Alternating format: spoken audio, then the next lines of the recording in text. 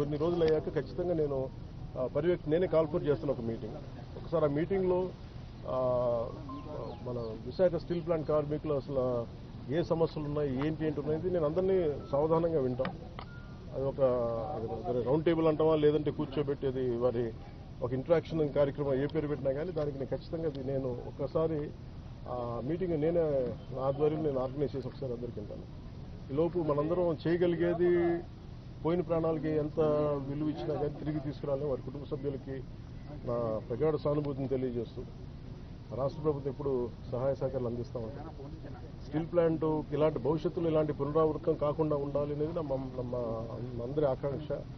కాకపోతే ఇది మేము ఒక బలమైన పాలసీలు చేయగలం, కానీ నేను ముందు నుంచి పరవాడ కానీ వైజాగ్ చుట్టుపక్కల ప్రాంతాలు అనకాపల్లిలో కానీ ప్రతి 5-6 నెలలకి ఒక 8 నెలలకు ర్యాండమ్గా ఒక సంవత్సరానికి 2 సార్లు ఏదో ఒక చోట ఒక ఇలాంటి సంఘటనలు జరుగుతూ ఉన్నాయి. ఇది కొంచెం అలామింగ్గా ఉంది నాకు.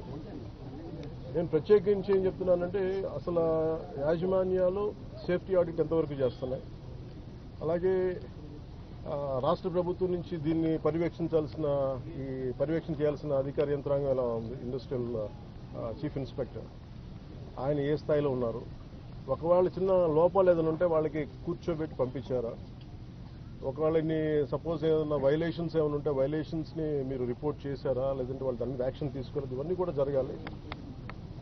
అంటే నాకు ఇందాక చెప్పినది ఎంతవరకు వాస్తవాలు నాకు తెలియదు, జస్ట్ ఒక ఆన్ హ్యాండ్ ఇన్ఫర్మేషన్ చెప్తా ఉన్నా. ఇక్కడ వైలేషన్స్ ఉన్నాయి, మేము ఒక ఫ్యూ మంత్స్ బ్యాక్ చెప్పాం, 6 months బ్యాక్ కూడా తెలియజేసాం, ఎవరో రెస్పాండ్ అవ్వలేదు అంటే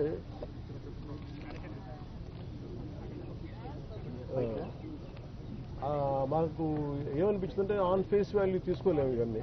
సో అందుకనే దీనికి కీలకమైన కారణాలు ఏంటి, the exact causes and investigation, the detail enquiry has been initiated to ascertain the reasons and fix responsibility.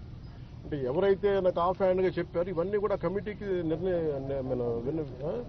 నివేదిక ఇచ్చినప్పుడు ఖచ్చితంగా దాంట్లో పరిగణలో తీసుకుంటారు. ఎందుకంటే ఇది కూర్చోబెట్టి నేను ఇది పొలిటీషియన్స్ కానీ లేదంటే నా పదవి నాలాంటి అంటే దీనికి మేము పై స్థాయి నుంచి చూడగలం తప్ప దీన్ని లోతుపాతులు అర్థం చేసుకునే ఒక అధ్యయన బృందమే వాళ్ళు దీంట్లో ఎక్స్పర్టీస్ ఉన్న వాళ్ళే మాట్లాడాలి దీని గురించి.